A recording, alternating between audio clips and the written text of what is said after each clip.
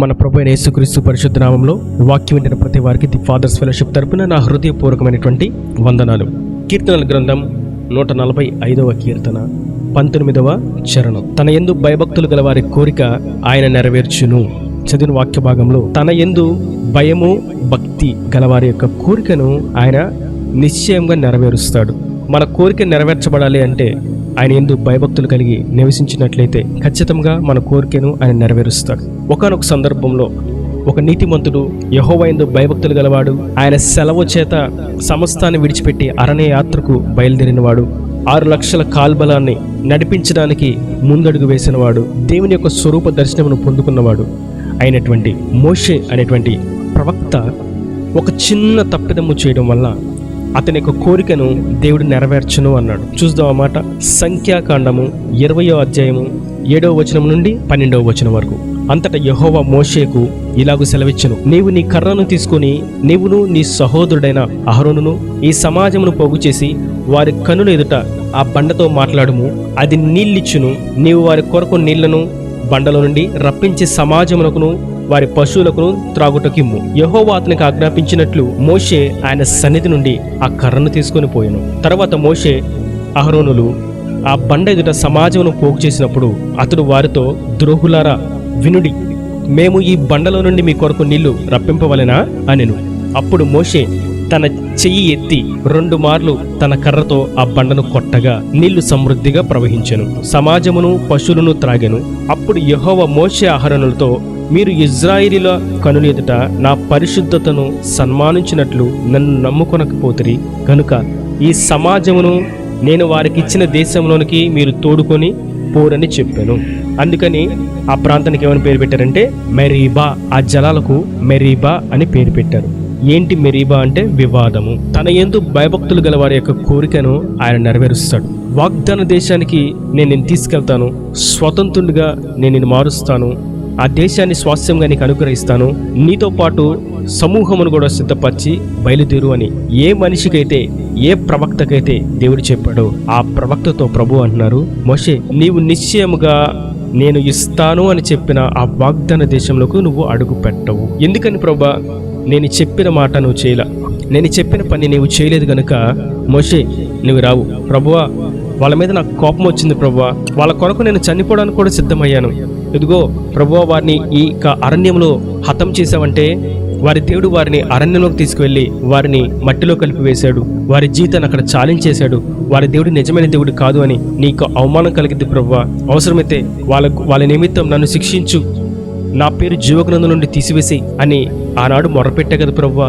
అంత ప్రేమ ఉన్నవాడిని ఇప్పుడు కోపంతో ఒక మాట అన్నాను, అంత మాత్రానే నన్ను వాగ్దాన దేశానికి నన్ను వారసులుగా చేయవా అంటే ప్రభు అంటారు, ఎస్, నేను నీకు ఒక స్టాండర్డ్ ఇచ్చాను, నేను నీకు ఒక పరిధిని ఇచ్చాను. నీ ఆధ్యాత్మికమైనటువంటి పరిధి చాలా ఉన్నతమైంది, కానీ నువ్వు ఆ పరిధిని దాటావు, ఆ పరిధిని తగ్గించుకున్నావు. నీకు తలాంతు చాలా ఉన్నతమైనది ఇచ్చాను, కానీ నువ్వు దాన్ని వాడక నీవు తగ్గించి వేయబడ్డావు. నీ గురించి నేను సాక్ష్యం ఏం చెప్పానో తెలుసా మోషే? నీవు సాత్వికుడువు అని చెప్పాను, నీవు నా ఇల్లంతట్లో నమ్మకస్తుడివి అని చెప్పాను. నీ గురించి నేను సాత్వికుడు అని చెప్పానంటే నువ్వు ఎంత సాత్వికంగా ఉండాలి. ఆనాడు సర్వ సమూహం కొరకు ఆ 6 లక్షల కాల్బలం క్షేమం కొరకు నువ్వు మరణించడానికి ముందడుగు వేసావే, నిన్ను నీ సహోదరులు దూషించిన అపనింద వేసినా నువ్వు మౌనంగా ఉన్నావే, ఏది చెప్తే దానికి మౌనంగా చేసుకుంటూ వెళ్తున్నావే, నువ్వు సాత్వికుడు అని నీకు నేను సాక్ష్యం ఇచ్చాను. అటువంటిది నీవు ఆ సాత్వికాన్ని, ఆ యొక్క తలాంతుని నువ్వు దుర్వినియోగం చేసావు మోషే.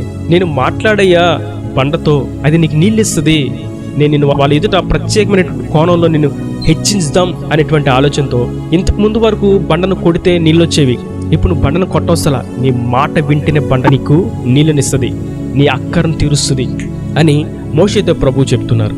అయితే మోషే అంటారు, ప్రభువా, వాళ్ళు చేసినటువంటి ఆ యొక్క మాట తీరుని బట్టి, మాట్లాడే విధానాన్ని బట్టి నాకు వచ్చేసింది ప్రభువా, ద్రోహులారా అని అన్నాను, దయచేసి నన్ను క్షమించండి అయ్యా అని మోషే ఎంత అడిగినా ఇక ప్రభు నో, ఇక నువ్వు ఆ యొక్క వాగ్దాన దేశంలో నువ్వు అడుగు పెట్టవు. సంఖ్యాకాండం 20వ అధ్యాయంలో జరిగినటువంటి విషయం. ఇలా సమయం గడుస్తూ ఉంది, కొంత దూరం వెళ్ళారు. మరియు ద్వితీయోపదేశకాండం 3వ అధ్యాయం 24 నుంచి, ఆకాశం అందే గాని భూమి అందే గాని నీవు చేయి క్రియలను చేయగల దేవుడెవడు? నీవు చూపు పరాక్రమమును చూపగల దేవుడెవడు? నేను అద్దరికి వెళ్ళి యోర్దాను అవతలనున్న ఈ మంచి దేశమును మంచి మన్యమును ఆ లెబానోనును చూచినట్లు దయచేయమని నేను యెహోవాను బ్రతిమాలుకొనగా యెహోవా మిమ్మును బట్టి నా మీద కోప్పడి నా మనవిని వినకపోయెను. మరియు యెహోవా నాతో ఇట్లనెను, చాలును, ఇకను ఈ సంగతిని గురించి నాతో మాట్లాడవద్దు. నీవు ఈ యొర్దానును దాటకూడదు, కానీ నీవు పిస్గా కొండ ఎక్కి కన్నులెత్తి పడమట వైపును, ఉత్తరం వైపును, దక్షిణ వైపును, తూర్పు వైపును తేరి చూడుము అని దేవుడు మోషేతో మాట్లాడాడు. మోషే దేవుడిని ప్రార్థిస్తున్నాడు, అయ్యా నువ్వు ఎంత గొప్ప దేవుడు అయ్యా, నువ్వు పరాక్రమం గలవాడు, నీకు సాటి అయినవాడు, నీకు తీటి అయినవాడు ఎవరున్నారయ్యా, నీ ప్రేమ మించి మిన్నైనటువంటి ప్రేమ చూపించేవారు ఎవరయ్యా, నన్ను ఒక్కసారి క్షమించయ్యా.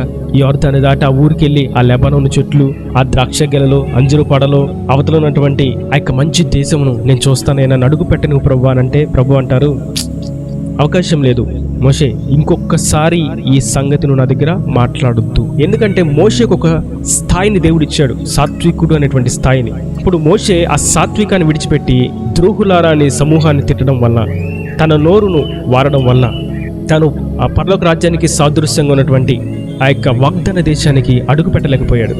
నేటి దినాన దేవుడు మనకు ఒక స్థాయిని ఇచ్చాడు, పరిశుద్ధులు, నీతిమంతులు, విశ్వాసులు అనేటువంటి మంచి శ్రేష్టమైనటువంటి నామకరణాన్ని మనకు అనుగ్రహించాడు. ఆయన రక్తంలో కడుగుబట్టిన ప్రతి బిడ్డకు దేవుడిచ్చినటువంటి నామకరణం ఏంటంటే నీతిమంతుడు, పరిశుద్ధుడు, రక్షింపబడిన వాడు, విశ్వాసి. ఇవి దేవుడిచ్చినటువంటి నామకరణాలు. ఇది ఆయన మనకిచ్చినటువంటి పరిధి. ఈ పరిధిని దాటి మనం ఏది చేయకూడదు. పరిశుద్ధులు అని పిలువబడుతున్నప్పుడు అపరిశుద్ధమైన దాని జోలికి వెళ్ళకూడదు. నీతిమంతులు అని పిలువబడుతున్నప్పుడు అనీతి క్రియలను, నీతిమత్వను విడిచి అపవిత్ర క్రియలను, లోక ఇచ్చలకు వెంబడిస్తూ అడుగు వేయకూడదు. రక్షించబడిన వారు రక్షణ లేని వారి వలె బ్రతుకు కొనసాగించకూడదు. విశ్వాసులు అని పిలువబడిన వారు అవిశ్వాసపు క్రియలతో దేవుని యొక్క క్రియలను, ఆజ్ఞలను విడిచి తిరగకూడదు. ఇది దేవుడిచ్చినటువంటి స్థాయి. ఆ స్థాయిలోనే నిలబడాలి. ఎంత పెద్ద ప్రవక్త, ఎంత గొప్ప సేవకుడు, నేటికి మోషే యొక్క కిరీటం తేజరిల్లుతూనే ఉంది. అంత గొప్ప ప్రవక్త కేవలం ద్రోహులారా అని కోపపడినందుకు, బండతో మాట్లాడకుండా దాన్ని కర్రతో 2 సార్లు కొట్టినందుకు దేవుడు, నీవిక నాయకుడిగా ఉండాల్సిన పని లేదు, నిన్ను ఆ స్థాయి నుండి తీసివేస్తున్నాను, నీ శిష్యుడైనటువంటి యెహోషువకు నేను ఆ స్థానాన్ని అప్పగిస్తున్నానని దేవుడు సెలవించాడు. నేడు తినానా ఎంత గొప్ప భక్తి చేశాము, ఎంత గొప్ప ఆధ్యాత్మిక స్థితిలో ఉన్నాము అని చెప్పుకుంటూ ముందుకు సాగిపోతూ ఉన్నట్లయితే ఆయన ఇచ్చిన పరిధిని, ఆయన ఇచ్చిన స్థాయిని మనము నిలబెట్టుకోబద్దులమై ఉన్నాము. ఈ వాక్యమైన ప్రతి వారు దేవుడిచ్చినటువంటి ఆ యొక్క పరిధిని, ఆ యొక్క స్థానాన్ని ఏమాత్రం విడిచిపెట్టక ఆయన కొరకు సాక్షులుగా ముందుకు సాగుతూ పరలోక రాజ్యానికి చేర్చబడుదురుగాక. ఆమెన్. God bless you.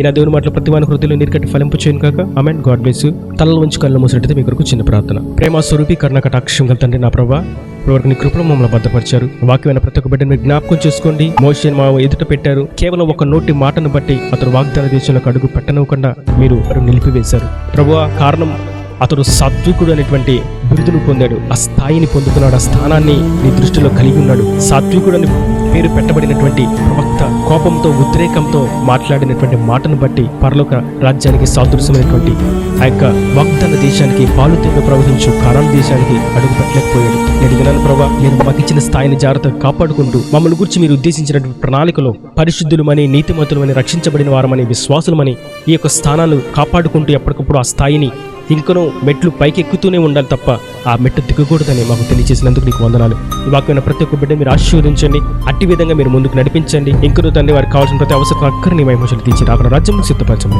యేసు పరిశుద్ధ నామమున ప్రార్థించి వేడుకొని పొందుకున్నాం తండ్రి. ఆమేన్.